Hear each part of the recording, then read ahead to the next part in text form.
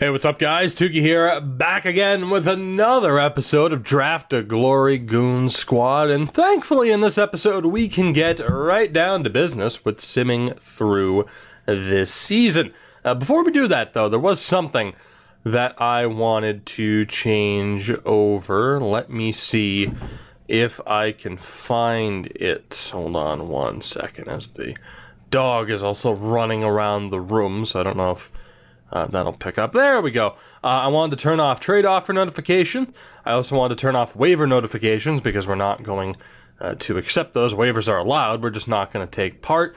Morale meeting is off. And also, we're going to let the AI handle the scouting for this season. Whether or not that ends up being a good decision, well, we'll just have to wait and see once we get to the draft, as I know I'm gonna have to make a jump cut here to go let the dog outside. Ba-da-ba. Alright, that's taken care of. Let's get down to business. Let's start simming through this season, shall we? Now, we know that there are some targets in the upcoming draft, of course. There was a little bit of debate as to did I make the right choice with the first overall pick last season. Why am I not using the left trigger?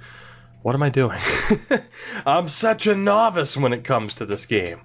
I've never done a series on it or anything. I'm brand new. NHL IT is my first ever hockey game.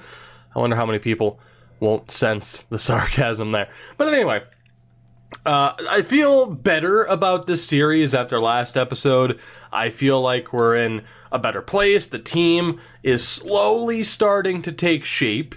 I'm not having to worry as much, at least I don't think I'm going to have to worry as much about the whole locker room chemistry deal. We'll see, as we already lost Brady Austin to injury, but that shouldn't be a big deal.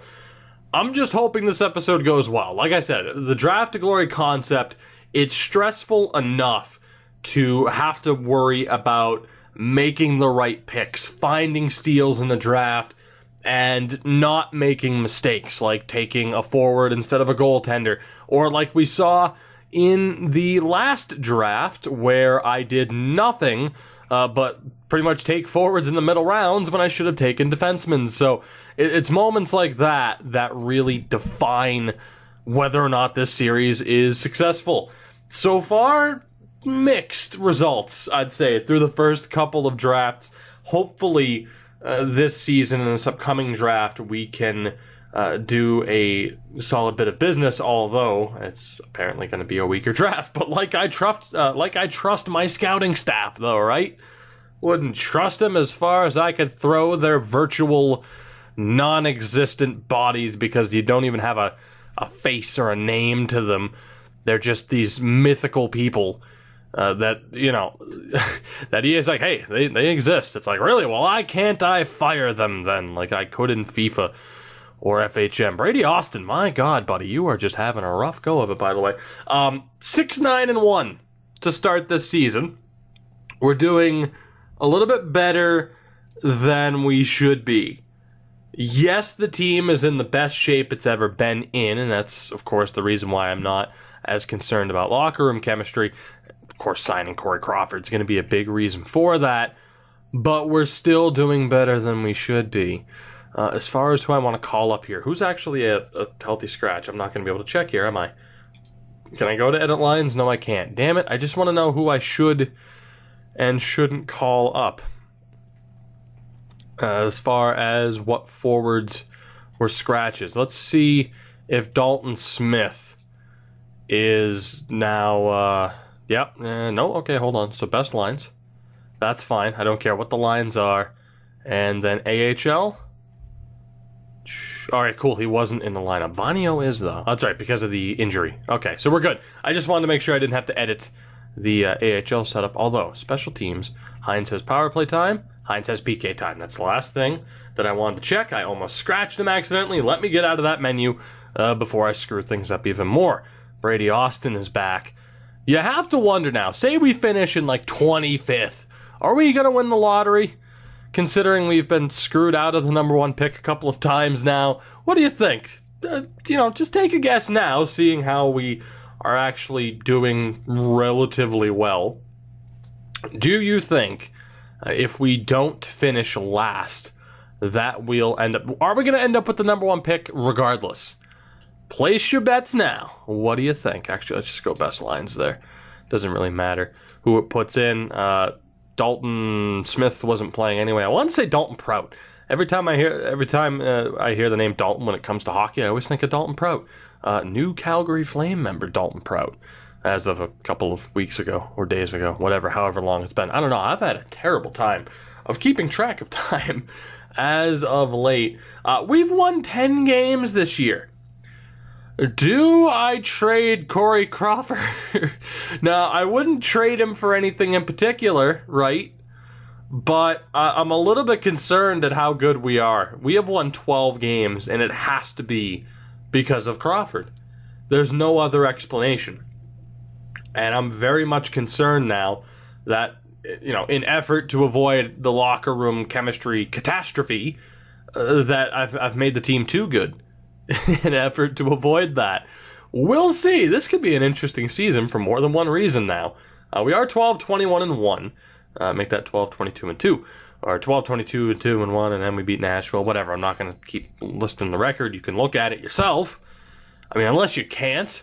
In which case, man, could you imagine? I don't know if I could. Could you imagine if there was someone who was deaf? Well, not deaf, but blind. Jesus, I'm on top of my game right now. If there was a blind viewer of mine, where, just why? It would be listening to me yell about this game for no reason. Anyway, back on track. Boy, howdy.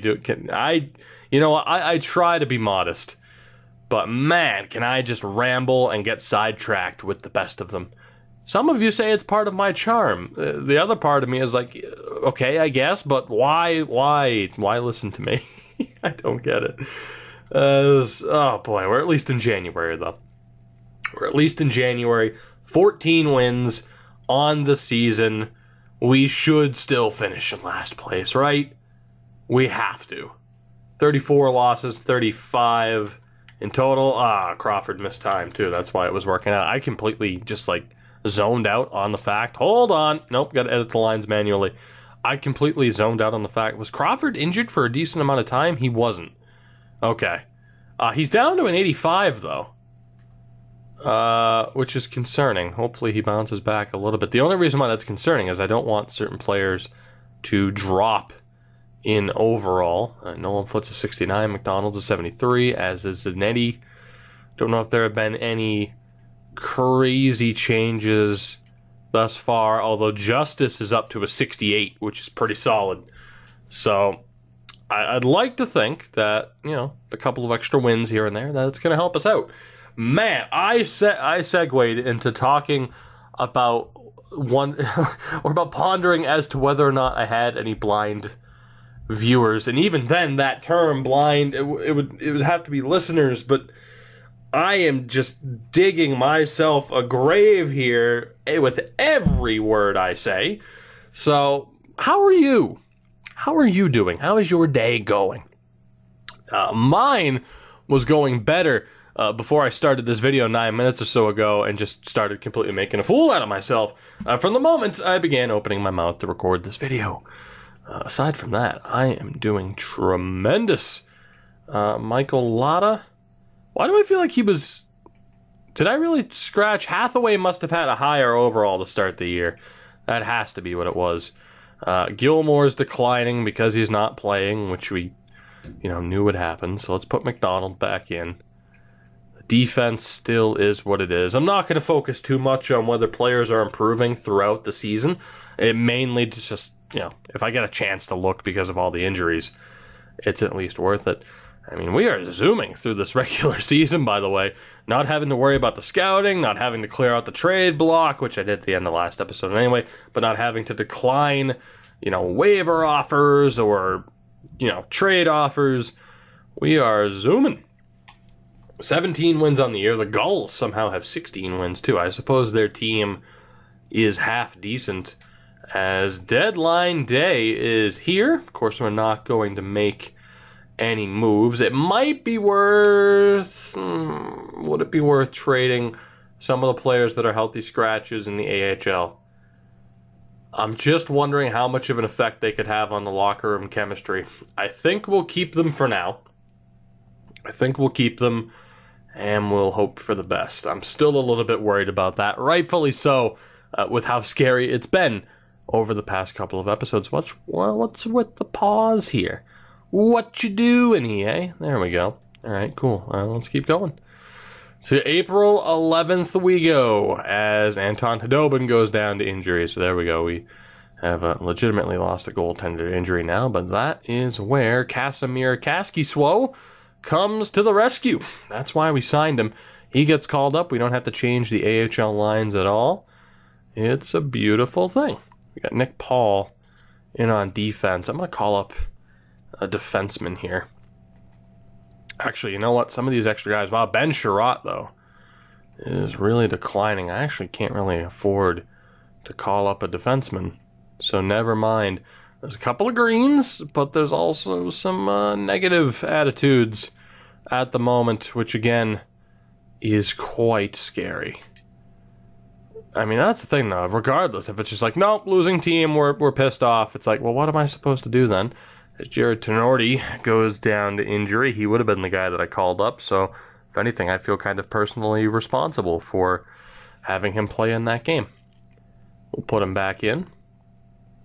I really want Nolan Foote to hit 70 overall here. That's kind of a goal for this season. Like, at least hit a 70.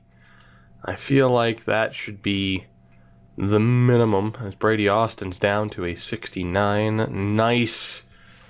I'm feeling suddenly a little bit more stressed than I was even 5 minutes ago. The Gulls are officially out of postseason contention. I imagine the Ducks aren't too far behind, unless it's already happened. There's a chance that it has already happened. Although we have one back-to-back game, so go best lines there for the main team. 3 straight wins. Good Lord. Gudis is 100% as well. Good timing on that. Will we hit 25 wins? It's kind of my question at this point. 20, 50, and 4. We should still be a lock for worst team in the league. I mean, at the very least, we're going to be pretty bad. And now that Corey Crawford's out, I think we'll get there. I'm trying to pay attention as Reginald Chung is back, and that is why Hathaway was in the lineup. It's because Big Reg was out of it. So we'll put him back in. Beautiful. And let's see. Actually, Crawford wasn't out for that long, so I guess that's alright. Will we hit 25 wins? It's going to be pretty damn difficult at this point. We will not. We have 21 wins on the year, 3 games left to go, an ungodly amount of injuries, which is just ridiculous because I did what I always do. I put the injury slider at like 9 out of 100. And yet here we are, just injury after injury after injury. 21-win season.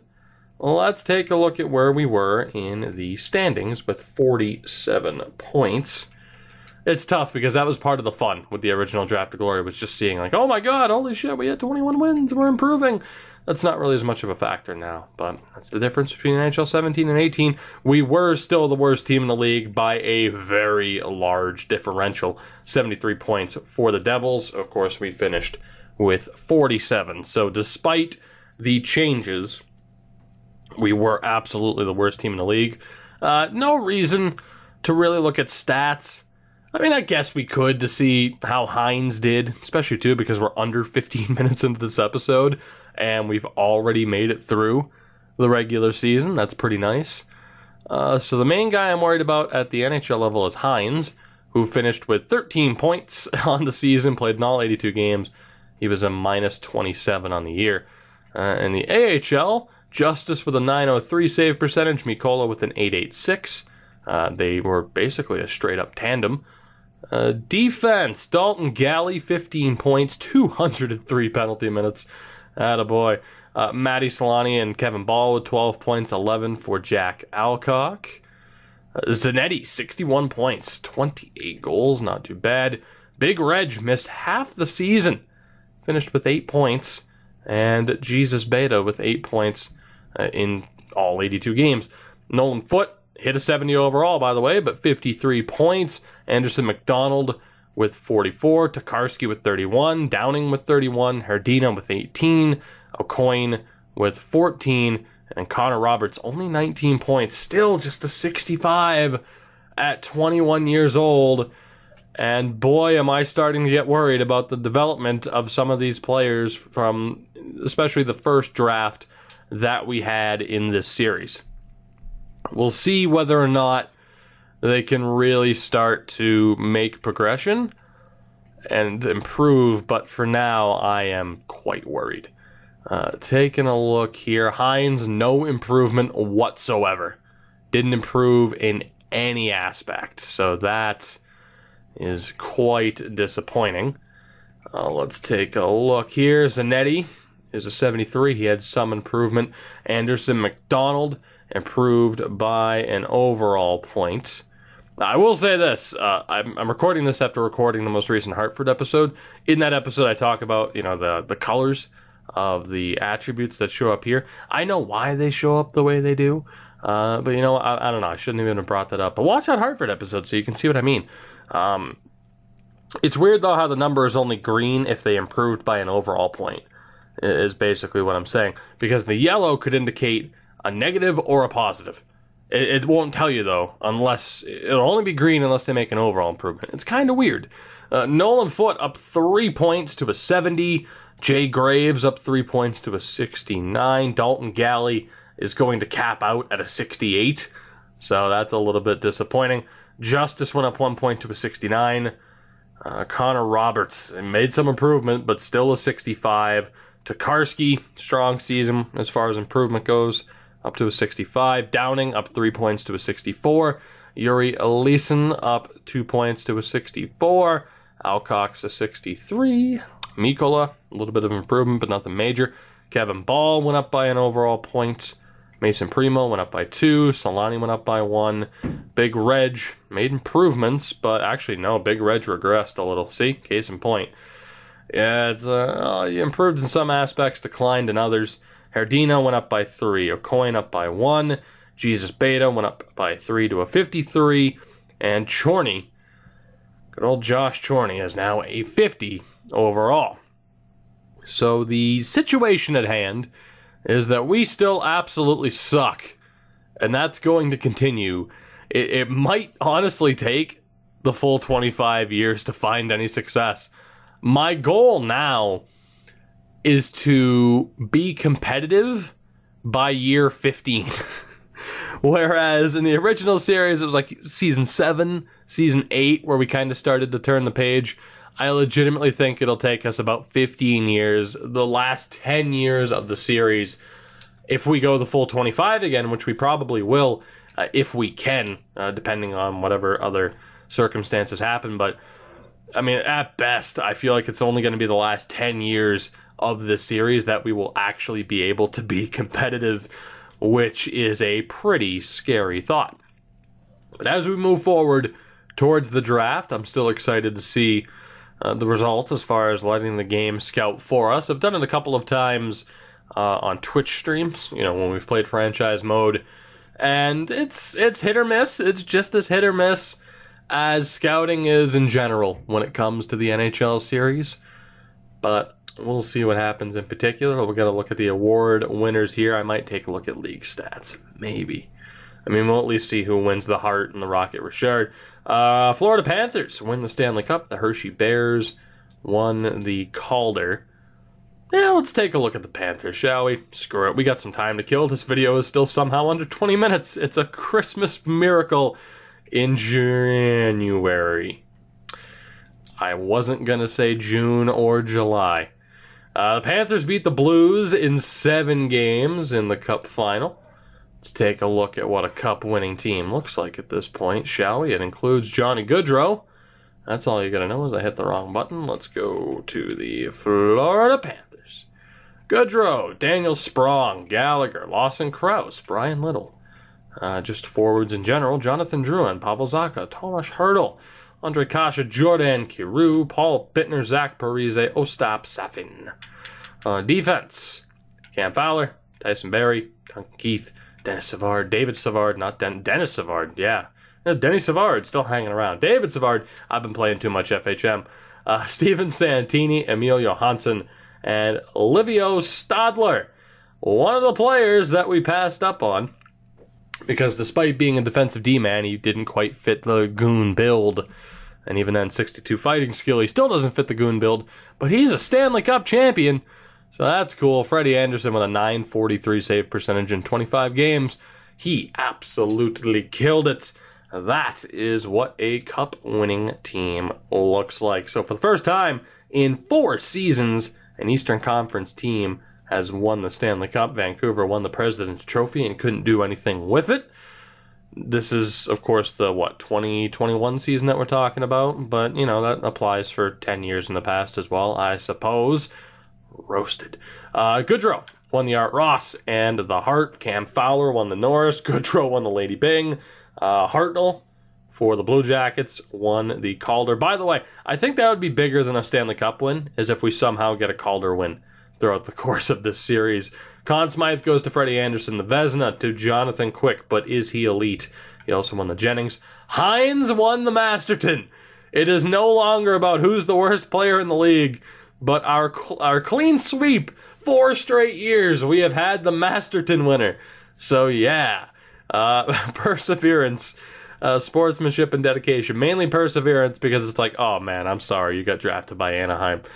Best of luck in just not quitting hockey. Selke goes to McDavid. Goodrow wins to Ted Lindsay, and the Rocket Richard goes to Alexander Ovechkin.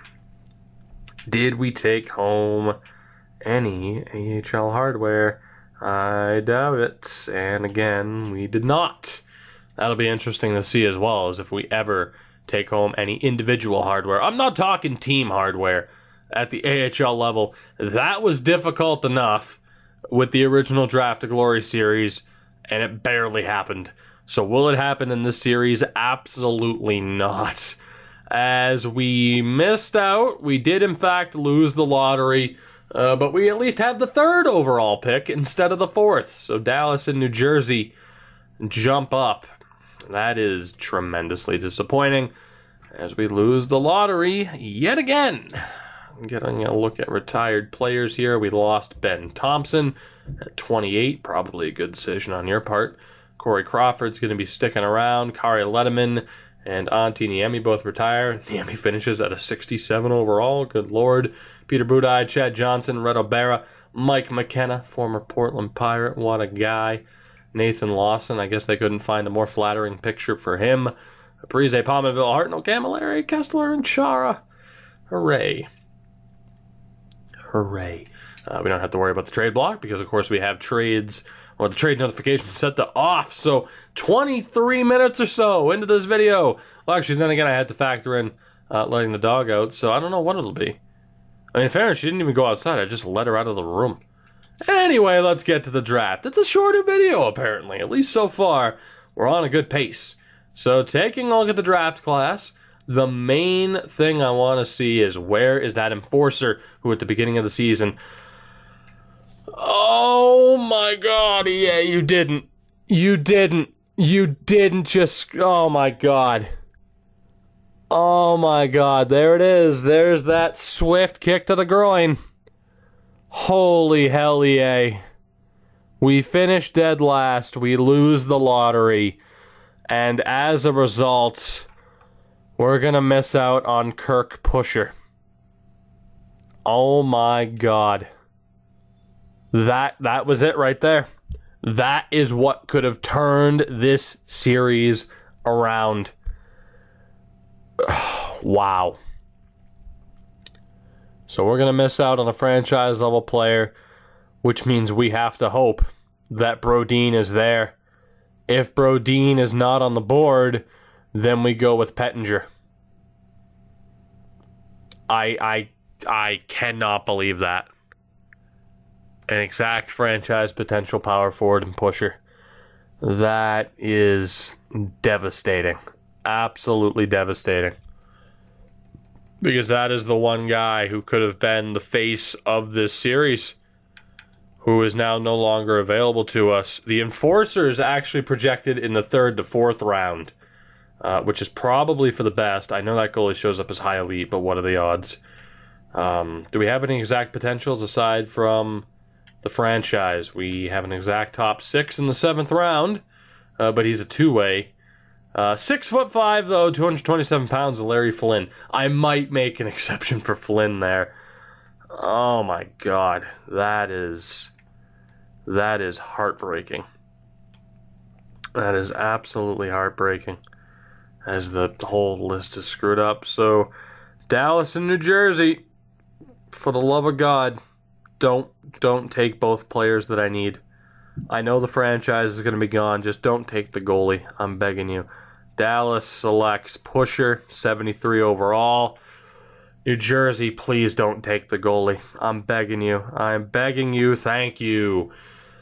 Now, the scouting did say it was going to be a weaker draft. That is very evident by the fact the first 2 overall guys are nowhere near an 80. But we at least have the opportunity to draft what could be our franchise goalie for the next 15 years, that being Brodin. Rainier Baxman has one of the best names I've ever seen in this game. Timu and Newmanen is there as well. I wanted to see if Baxman was a larger player. He doesn't really project to be that physical of a player, although, you know, whether or not this info is going to be accurate. Oh, damn. All right. You know what? I got a feeling Baxman's going to be medium elite, but we're going to go for the goalie. Marcus Brodin, the Swedish goaltender. Oh, you know my history with Swedes if you've been following this channel for a while, but he is our pick. Brodin is medium elite. He's only a 58, though. But as far as potential goes, we get that goalie that we need. Unfortunately, it just happened to be in a weaker draft. And we also missed out on a franchise-level player. Newmanen was a 72. Baxman was medium elite as well, a 71. So that is quite devastating. Pettinger was medium top 6, 56 overall. Holy shit, Montreal with the steal of the draft. Fleury, medium elite, 78 overall with the 13th overall selection. That is a gigantic pickup for Montreal. Laflamme, medium elite as well. Pretty solid pick for them. I think it was Columbus that made that pick. I don't know. I am devastated that we missed out on that franchise level player. Absolutely devastated. Let's see here now. Second round pick, we have Aronson, a grinder. Zach Aronson, 18-year-old grinder from the Prince George Cougars. Who else do we have? We don't have to worry about goaltenders, of course. We have this defensive D-man, Stefan LeBlanc from Val-d'Or. Another defensive D-man, and Stephen Brewer. No safe bets here, though. Rob Boyce, the American defenseman. He played in the WHL, though. Paul Rathje, 6'3", two-way. Michel Turgeon, the power forward. I mean, we've taken a couple of risks with grinders so far that haven't paid off. Milan Brendel, defensive D-man, and Lucas Krupp. I mean, it's a shot-in-the-dark pick right here. Emmanuel Furland as a defensive D-man, the power forward, and Alexei Leonov. You have Curry as well. No safe bets here. I could go with Josh Mahalik. I know he's a two-way, but he is 6'5". He kind of fits the bill of being a goon, but we know his fighting skills not great, so I'm gonna go for the grinder. Zach Aronson, maybe by some miracle he's actually decent. It hasn't worked out for us yet, but let's go for it. Zach Aronson, yes! Holy shit, are you kidding me? Yes! Not the overall that we want him to be by any stretch of the imagination. I don't know, I'm so happy to see medium elite, but for this series, 52 overall, needing these players to develop, I'm just not sure if it's going to work out for us, but 2 medium elite picks so far. He's the highest, he has the highest trade value of any player on the team for skaters. He's actually tied with Brodin. So 2 medium elite picks to begin this draft. I can't complain. It's just the overalls that are a little bit concerning. We'll move forward to the 3rd round. It makes up somewhat, slightly, for the fact that we missed out on a fairly solid pick. Now, of course, the discussion is whether or not I should have taken Mahalik, medium top 4, 68 overall. Whether or not I should have taken Krupp, medium top 4, 67. Of course, Brewer as well. Yeah, there was a good string of defensemen there, my God. Oh, God. Yep, now I feel worse. Now, this is all with hindsight, of course, right? This is all with hindsight. I mean, some of you are going to be like, no, I knew that guy was going to be good. You're lying. Turgeon, though, high top 6, 68 overall. That was the pick. Some of these defensemen are solid. Krupp, at the very least, defensive D-man, just outright eligible for our team. Or Turgeon. Turgeon would have been a tremendous pick. Another Nolan Foote that we could have added to our team. So that is a little bit devastating. I mean, we still got a medium elite player, but it's just the low overall that, you know, it takes away from it just a little bit. We're here in the 3rd round. We might have to start looking out for that enforcer, because I want to make sure we end up with him. A couple of playmakers there, a couple of goalies. We have this 2-way in Eriksson. He's a big boy, Robert Eriksson, 6'5". All right, we got the power forward and Jeremy Lampkin from the Guelph Storm. Welch as a sniper. Could be something special, or he could be medium top 9. There's really no way to know. Yes, I know the timer is winding down too. Don't worry. Ruslan Gogolev is there, and then there's the enforcer. So if I'm going to take this enforcer, now's the time. Neil Green, 6'5". Yep, if I'm going to select him, this is the time. I'm going to take the risk. Neil Green, the enforcer. Yes, again, potential-wise, it's tremendous. It's just the overall that's so concerning. A medium top 6 enforcer with the first pick of the 3rd round, 63rd overall, but he's only a 49. This series hinges on whether or not these players can develop. I mean, as far as potentials go, what a draft this has been for me so far. I mean, no doubt we've done a tremendous job of selecting these players, as Eriksson would have been a bit of a miss, but it's the low overalls and whether or not they'll develop. Welch was actually half decent, in fairness, a little bit better than I expected him to be. Lampkin would have been another very solid pick. Lampkin's actually the way we should have gone. But I had a feeling, too. Power forward, medium top 6, 67 overall. Lampkin was the right choice. We went with the enforcer, and it didn't. I mean, it worked out potential-wise, but yeah, needless to say, he has a long way to go before he is even close to the same level that Lampkin is right now as a just drafted player. So we're in the 4th round, and we need another steal here, not just in terms of potential, but in terms of overall. We needed someone who might be able to jump into the lineup sometime soon. And as far as sticking, if we were to stick with player types, Bykov, who else do we have? We have another power forward and Harold Brashear. Anybody else here in the 4th round that kind of fits the bill for player type? Warren Gabo is there. Defensive D-man Preston Hale. I'm thinking we go for that power forward. Hale could be decent. In fairness, Sawyer could also be decent. Brian Sawyer. Low league interest, which makes me think he's good potential-wise, but that his overall is going to be terrible. So I think I'm going to go with my gut here. Brashear? Maybe. I don't know. This is just another one of those picks that is a complete toss-up. It's Brashear, Gabo, Hale, or Sawyer. Hale and Sawyer both have low league interest. 17 years old from the London Knights. 17 years old from the Everett Silvertips. Right. Oh, boy.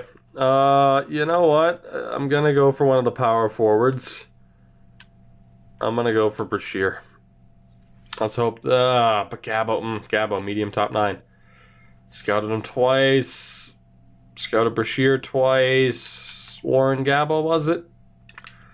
We've had some decent luck selecting guys named Warren in the past. Let's hope it works out. Warren Gabo is our first real miss of this draft. Medium bottom 6. 54 overall. Let's see how he compares to the players that we passed on. Harper would have been half decent. Bykoff would have been a miss. Modine was half decent, but we never really expected him. Yes, I know there's a D Briere there as well. Goalie, not really that great. Brashear wouldn't have been any better, so I feel decent about that. The question is those defensemen. Hale was a big swing and miss. You know what? There was really no victory there. Sawyer wasn't great either. So the 4th round just happened to be absolutely awful.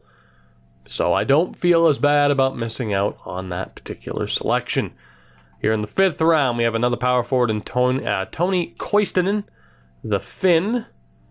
Oh, what else? Defensive D-man, Christian Persson. Another Swede. We also have Philip Zidlitsky and Dustin Kessel. And then 5th to 6th, we get that power forward that we're definitely not going to take. We get this other power forward, Nico Tollefson. Defensive D-man and Svensson that we'll avoid.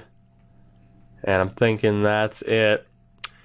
Or we take a risk on Leonard Barlow. 6'4". Doesn't have the player type of a goon that we'd typically look for.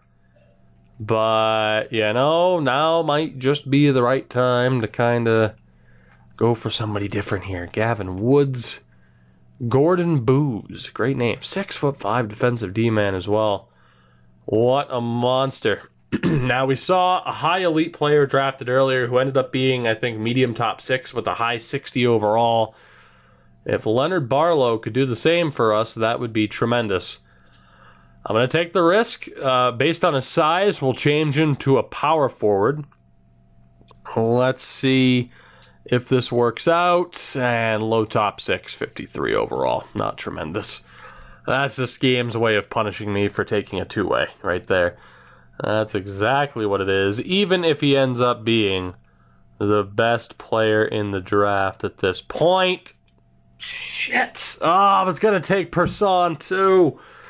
Oh, no, man, that is another very low shot. Damn it. Last draft, like I said earlier in this episode, I took forwards over defensemen. I did the same thing here with Barlow, going off of what happened earlier in the draft, and that's case in point. It doesn't always work out the same way. I was going to go with Persson. I didn't, and I absolutely paid for it. Medium top 4, but more importantly, a 65 overall as Montreal gets another ridiculous steal. Jesus, medium elite, 78 overall. Woods, in fairness, would have been a decent pick, but Persson will haunt my dreams tonight. As will the... as will the franchise level player that we missed out on. Tollefson would have been a meh pick. Wow, I can't believe that. Medium elite goalie named Datsuk to Detroit. That's pretty perfect. Damn it. Oh, Swedish defenseman will continue to haunt my dreams after Nations United. Oh my god. Wow. That sucks more than missing out on the franchise level player. It doesn't, but it feels like it. Oh man. All right. Well, for defensive D-man, we have Rodney Lynch. For a grinder, Paul Landry showing up as high top 6. I doubt that's actually the case, but he's basically going to be our pick. We have Junior Hicketts, who's 6'5". Landry or Hicketts then. And then we get into the 7th round with a couple of enforcers. I just made the mistake of taking a defenseman, or of taking a forward instead of a defenseman. Do I take the defenseman here, I have a really strong feeling Landry's going to be like medium bottom 6, maybe medium top 9 at best. Let me guess, by the end of this episode, we're going to say I took the forward when I should have taken the defenseman, and that I took the defenseman when I should have taken the forward. I'm going with the complete unknown, Junior Hicketts. EA, please. Damn it. Medium 7th, 58 overall. Yikes. The beginning of this draft was fairly solid for us, considering what we missed out on by losing the draft lottery. Lynch was a 64. Lynch would have actually been a better pick than Hicketts. Oh, very up and down roller coaster of emotions kind of draft here. Landry was low top 6, 52 overall. Daly of Scatcherd. Anybody else here? I'm waiting for an enforcer to get selected. I'm sure that's coming up. Ollie as a grinder, 55 overall. So nothing too crazy there. That enforcer, actually, who was projected in the 7th round, is still available. We have a couple of extra 7th round picks, of course. And we're going to take advantage of this enforcer being here. Medium top 9 potential, Jack Gillies. And maybe we'll get a chance to draft Bang or Mayorov, not to mention the presumably low top 6 guy that should be on the board here. But we're going to go for Jack Gillies, the American enforcer, with this next pick. Unfortunately, he's medium bottom 6, 49 overall. So it started off as a very strong draft. I mean, it's still a strong draft, but it's definitely lost a little bit of steam here towards the middle and end of this draft. As Mayorov and Bang were both just kind of average. Low elite, 63 overall. Fecal. That's just tremendous. Oh, boy. All right, we have, what, 3 picks left? Nope, just 2. All right, so we only ended up with the 2 extra second rounders. We'll see if we can put them to good use. Do I trust that defensive D-man with it showing up as high top 4? That's the question. That is the question. We're going to take Flynn. We'll change him over to a power forward because we know he's gigantic. From there, is there anybody else? There's the other enforcers that are projected to be undrafted. There were quite a few of them as well. I think I'm going to avoid basically all of them. So I'm going to go with the defenseman. I'm going to go with Kip Rourke. I know I should probably take Flynn. I paid for it once earlier in this draft. We're going with Kip Rourke, who is not great. Now, Pittsburgh could really screw me over here. Rourke was low top 655. Thankfully, they didn't screw me over, so I do have the ability to draft that Swissman. Is that what they call themselves? Swissman and Swiss woman? I mean, I guess it would be the right way to go. And then, of course, there are these other enforcers. I couldn't even tag all of them. Kurt Thornton, Jay Fowler, Duke Campbell, Colton Garnett. I have taken enforcers, though, like I mentioned earlier in this draft. So let's just double check what players we have information on. And yeah, I mean, it comes down to Flynn or maybe Cameron Beach as a grinder. That's pretty much what it comes down to, but we have the guarantee with Flynn. I'll change him over to a power forward. Let's do it. And even better, he was actually medium top 6, 60 overall, so that is a fairly strong way to end this draft. Seidenberg, an offensive defenseman, ended up being low elite. I'm intrigued to see if any other teams kind of get some steals here. But not a bad way to end the draft. The middle of the draft, though, it started off with us, as there was a low top 6 there, it started off with us, you know, getting a decent player, but then missing out on a couple of people, and then it just started really turning sour. But overall, a pretty strong draft for us. I can't really complain. You know, a lot of the regret is with hindsight being a factor as opposed to what we actually knew at the time. Not to mention, I mean, there's nothing I can do about missing out on the franchise level player. So I feel like we recovered in a fairly decent manner. Not to mention our locker room chemistry is still at 39%, which is a little bit higher than it's been in previous postseasons. So we'll take a look here at what we can do with this team. We'll let Corey Crawford go because he's miserable. I'm going to let Anton Khudobin go as well. Justice Enwin needs a new contract. Hopefully he's willing to accept. I'm going to try to get him...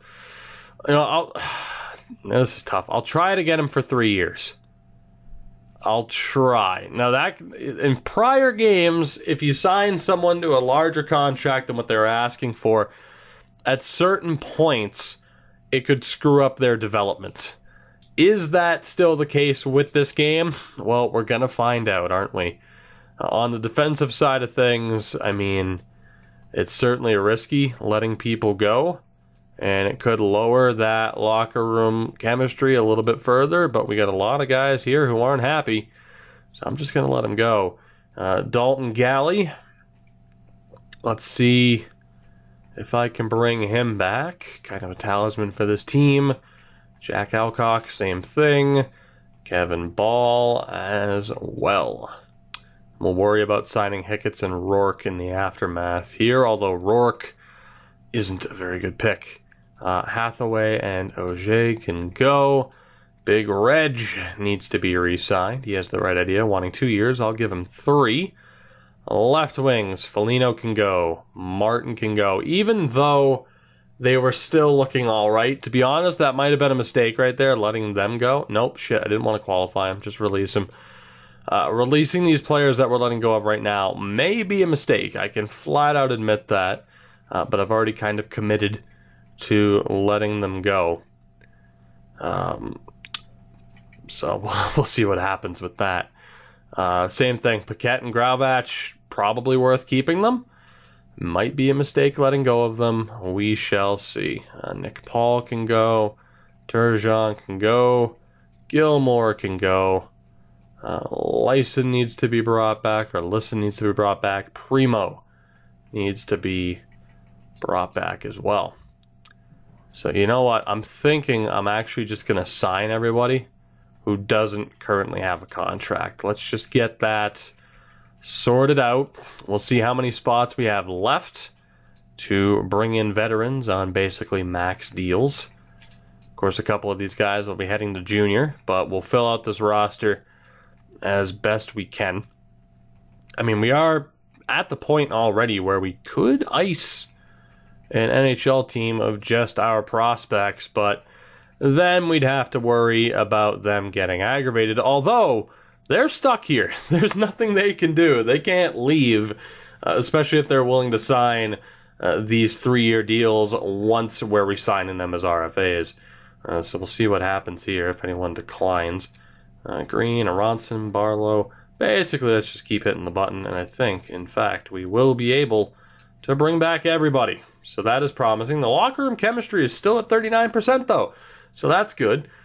Pretty much any player we got rid of that might have been pissed off about it, we also got rid of them, with the exception of Casimir Kaskisuo, who seemed to be the most aggravated by all of it. So there we go. We are good. We had, what, 34 contracts, if I'm not mistaken. 34 contracts, so we got room to bring in some veterans. We need to sign one goaltender who will join Kaskisuo more than likely as the starting tandem, unless we have Kaskisuo act as the 5th goalie again, which could actually be the case. I'm not entirely sure. Of course, we're going to do what I always plan on doing, and that is get to the preseason and see what the team looks like. So, goaltenders. Who do we have? Calvin Pickard turned into a monster. Crawford's bounced back. We could bring on 39-year-old Henrik Lundqvist, although I'm not too sure if he'd be happy about the situation. But I mean, Hank, you're not gonna win anything. But how does let's go for $16 million? How does that sound? Hopefully, it sounds pretty good because we have $65 million in cap space. Looking at the defense here, Again, we're just going to try to fill out this roster. I don't know how Sasunov here is continuing to improve when he's just sitting on the free agent list. That is kind of weird. Ben Sherratt is not a fan of me, but I'm still going to look to bring him back as well. So, we'll be at $32 million there. We'll look to bring in Jake Dotchin. I'm not going to give you the term you want, but I'll still give you a ridiculous contract at $15 million. Let's see from there. Jared Cowan, we'll look to bring you back as well. So let's see. Actually, I can't afford to. I really don't have to send out like these ridiculous deals. Now we can do like $3, $4, $5 million deals. So we got 3 defensemen. Let's go for number 4 with Brendan Dillon. We'll try to bring him back. Give him a little bit more than what he wants. And then for forwards, who do we got? That can actually be half decent. We'll try to bring back Matt Martin. Nick Delorier as well. Only 1-year deals, please. I don't want to commit to anybody, especially too if they're going to get aggravated. And Dominic Turgeon. We'll try to bring you in. Tom Wilson. If he doesn't fit the theme of a Goon squad, I don't know who does. I mean, Zach Ronaldo and plenty of other players. You get the point. Nick Krediles, a star of the QC series that we ran last year. The Nordiques. We'll look to bring back Tyler Grauvach as well. And we will wait for now. The Stewart and Backus could both be good additions. We'll see who responds first. Not because we're near the contract limit, but we're kind of near the cap limit. So Dylan accepted. Wilson, Turgeon, Lundqvist, Cowan, Dotchin, Krediles, Martin, Sherratt, Delorier, Grauvach. Well, that worked out tremendously well. Everybody accepted. So that's a promising sign for us. And we have $9 million in cap space with 5 contract spots left. So we'll look to bring in whoever we can. Of course, again, the problem is a lot of these players are just going to end up sitting there doing nothing. Which actually makes me think, let's just go to next season. We'll see who ends up being down in junior. Just because, of course, we had the couple of extra picks. And that way I don't sign too many players that just end up having to sit there anyway because I want to play our actual prospects. So, for the most part, I feel like this has been a fairly successful episode. We still ended up being the worst team in the league despite having a better team than we've had previously. We lost the number 1 overall pick, recovered fairly well with the first couple of picks in that draft. The big concern, as I mentioned, is whether or not these guys are able to develop, because there are some low overalls. We'll see. We shall see what happens. We'll see. WHELC. We'll see what happens. But I'm feeling more confident about the future of this series than I was 2 episodes ago, which is a good thing. That is for sure. So like I mentioned, once this finally finishes up, we'll take a look at what the NHL and AHL rosters will be. If I have to sign anybody like I did at the last preseason, we'll do so. But I feel like we're pretty much good to go. So let's go to roster moves. And let's take a look here. So we have Hank and Kaskisuo. We're actually going to go with Justice.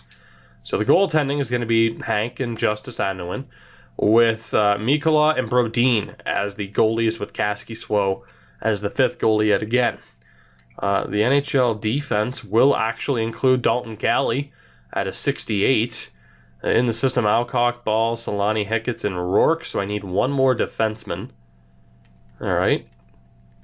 And then forwards, you know what, let's just go out and sign the defenseman first, and then we'll take a look at all that. So I need at least 1 more defenseman. The Finnish guy there, who's under an AHL deal on defense, should still be there.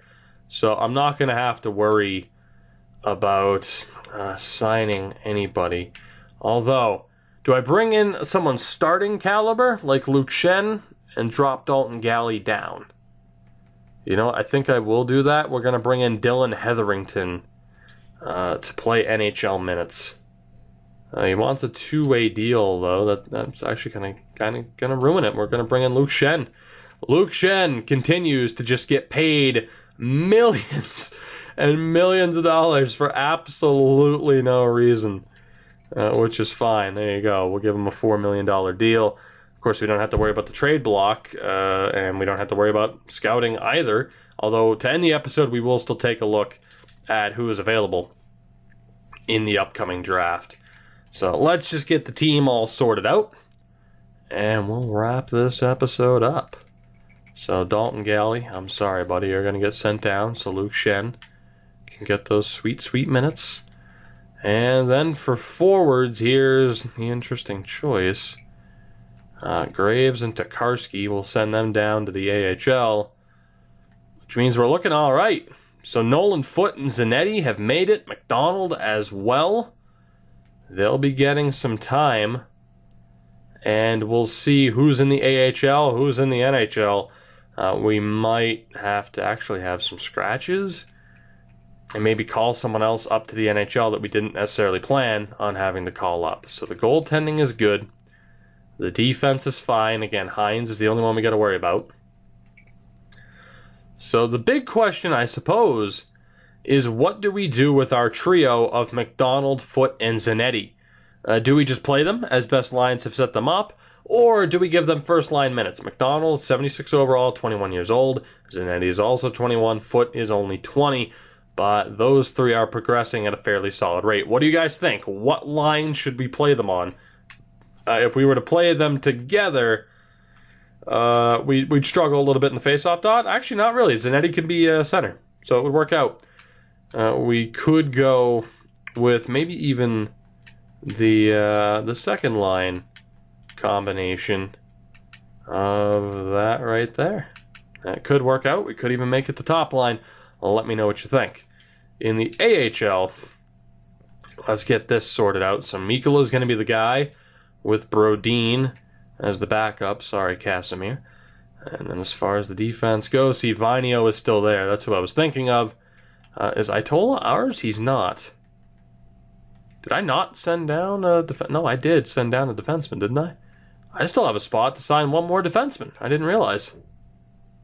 Which means someone's in junior. That's what that means. Okay, so let's go sign somebody else. Maybe Dylan Hetherington now, since he was all right with a two-way deal. I mean, really, it can just be anybody. I mean, they'll be the first call-up option, and then Vainio will replace them. First call-up option, you know, in case of injury to the NHL side of things. Let's go. Yeah, let's go with Hetherington, actually. Riley Bruce. Good old 6'6" Riley Bruce. You know what, though? I'm glad they updated his picture because it was a very unflattering photo of him the first time out. Let's bring in Riley Bruce. Let's do it. Entry-level deal at 24 years old, but let's sign him up. Also, I don't know if you noticed our cap space there. Straight sevens. It's a sign of good luck, but there we go. Riley Bruce has accepted. We'll get him into the AHL lineup, as this team is looking like it could be half decent. So we'll take out Vainio, who's still under an AHL deal. We'll bring in Bruce. Let's go. Actually, you know what? That still works. Galley and Bruce. Ball and Alcock. Hickett's with Matty Solani. That's all right. And then forwards. Koivisto isn't ours. We can take him out. We'll bring in Herdina. Pichalainen is not ours. We'll bring in Flynn, and then we just have Gillies to worry about. And that actually worked out perfectly. We have the perfect amount of prospects in junior right now to make sure that the starting 12 here are actually our 12 guys. So if we sort this out, I'm thinking this will be the best way to go. Who can play center between Beta and O'Coin? O'Coin's a slightly better defensive player. Let's see who's the better center here. We'll give it to Flynn. Let's put Primo on the right. License a better center. And we'll put Roberts on the right. and have Graves at center. So the AHL team is looking somewhat decent in a way. It's all of our... I mean, there's only one spot we don't have as far as like all of our prospects, and that's just Riley Bruce being in the lineup. Otherwise, the team is made up solely of our prospects with Billy Tokarski, Jay Graves, and Connor Roberts. Those are the two that we're absolutely focusing on. Kelly Downing is there with Yuri Lisson and Mason Primo. Roman Herdina is with Larry Flynn and Chung. You could argue giving Flynn a little bit better ice time. No doubt about that. If he makes the NHL lineup, we're going to change him to a power forward, although I could just go do that right now. Yeah, I mean, I don't know. Yeah, you know, still though, like, his attributes might not develop as that of a power forward, but I'll still change him to a power forward. I don't know, I don't like the idea of having drafted a two-way player. But we did, and that's that. Really, that's it. That's the end of it.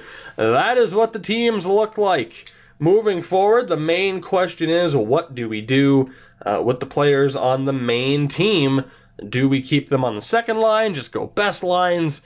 Because at least that way, if there's a ton of injuries again, we don't have to sit there and edit the lineups all the time. Do we make them the top line?